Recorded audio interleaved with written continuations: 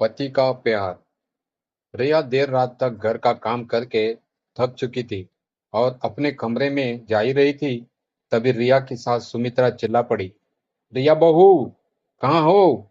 जरा कमरे में आओ तो। रिया दौड़ते हुए कमरे में गई। क्या हुआ माँ जी? जरा मेरा पैर दबा देना बहू। न जाने पैर में बहुत दर्द हो रहा है। जी माँ जी, कहकर रिया पैर दबाने लगती है। सूरज, रिया का पति, रिया का इंतजार करते करते सो जाता है।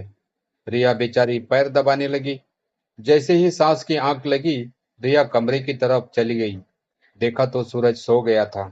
रात में देर रात तक जगने से रिया की सुबह नींद नहीं खुली तो सब चिल्लाने लगे। रिया बहू, कहाँ हो? पानी गर्म किया? रिया का छोटा देवर बंटी। भाभी, मेरा जूते नहीं मिल रहे हैं। सूरज ऑफिस निकल रहा था। रिया, मेरा टिफिन रेडी हुआ? सब लोग चिल्लाने लगे।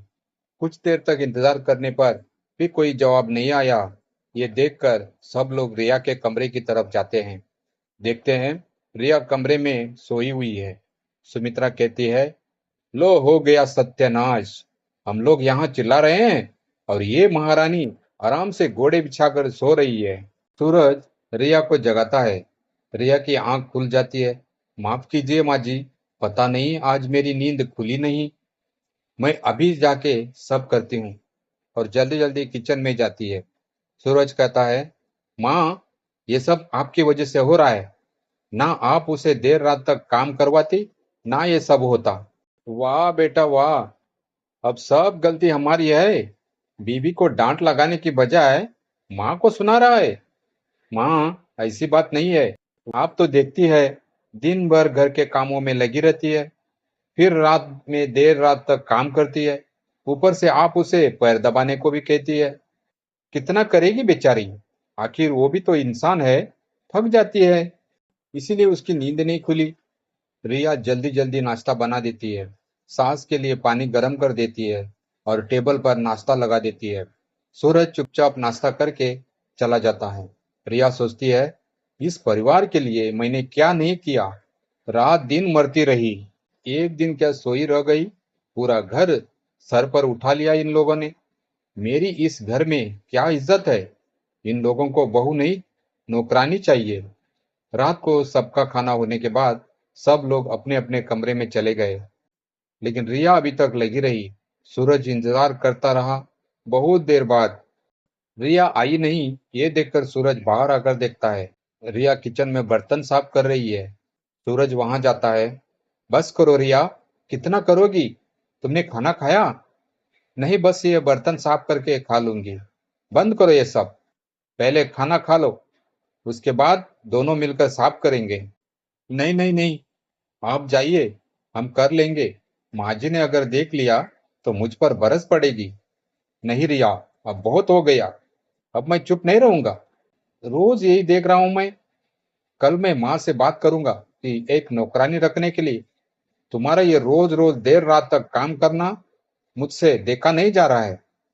कल से ये सब नौकर करेंगे, तुम बस आराम करना। इन सब कामों में तुम पति को भूल जाती हो। अगले दिन सुबह सूरज तैयार होकर काम पर जाने से पहले अपनी माँ सुमित्रा के कमरे में जाता है। रिया किचन में नाश्ता तैयार कर रही होती है। माँ, मुझे आपसे बात करनी है। क्या बात है? जल्दी बोलो, मुझे भी काम करने हैं। यही तो बात है माँ, काम की बात कर रहा हूँ। सुमित्रा जी हैरानी से बोलती है। क्या मतलब? मतलब ये कि घर के सारे काम रिया अकेली नहीं कर सकती। वह इंसान है, मशीन नहीं।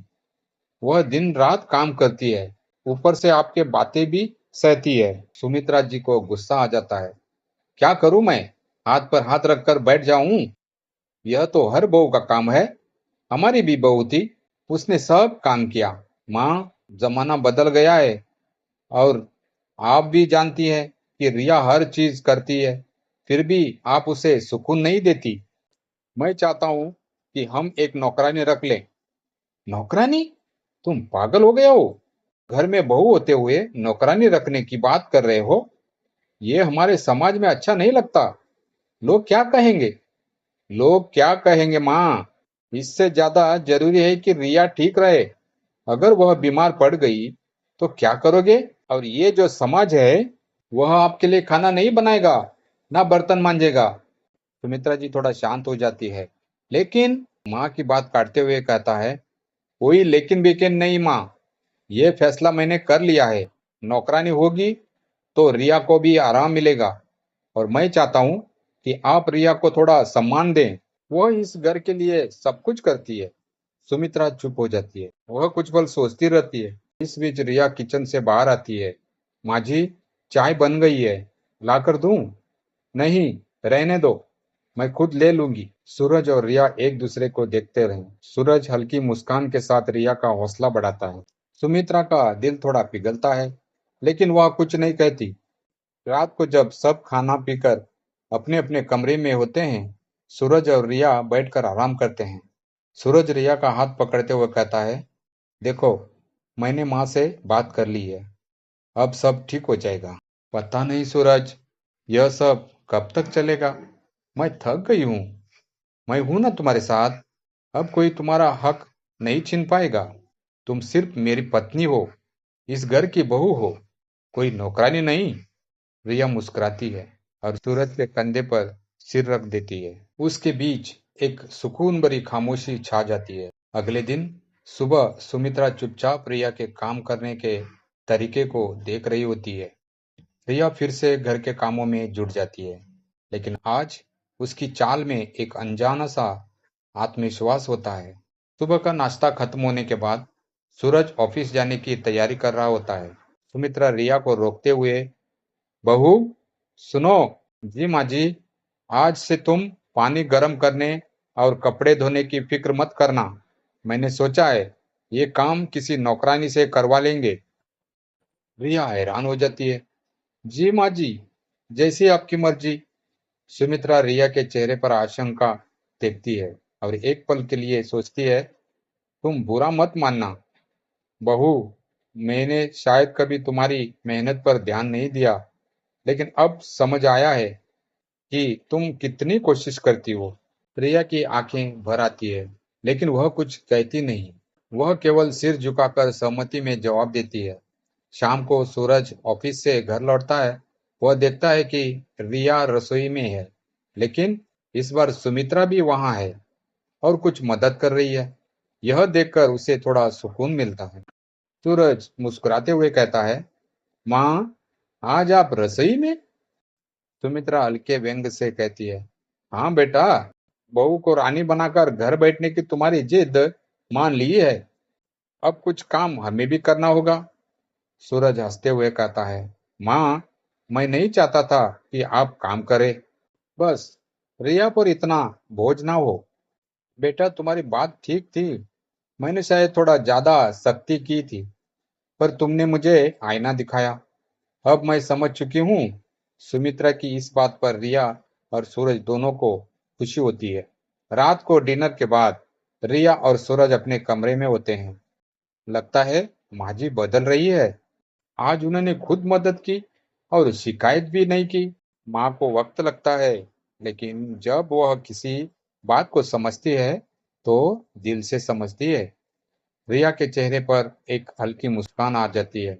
अब तुम भी थोड़ा वक्त निकालो मेरे लिए। ऐसा ना हो कि नौकरानी आने के बाद भी मुझे तुम्हारा इंतजार करना पड़े। रिया हंसने लगती। ठीक है, अब से सिर्फ तुम्हारे लिए भी वक्त निकालूंगी। दोनों एक दूसरे के साथ मुस्कुराते हुए भविष्य की और आशा भरी नजरों से देखते हैं। धीरे धीरे उनके घर में संतुलन और समझदारी आने लगती है, और रिया के चेहरे पर एक नई चमक दिखाई देने लगती है। दोस्तों, ये कहानी आपको कैसी लगी कमेंट कीजिए, और वीडियो को लाइक और चैनल को सब्सक्राइब कीजिए।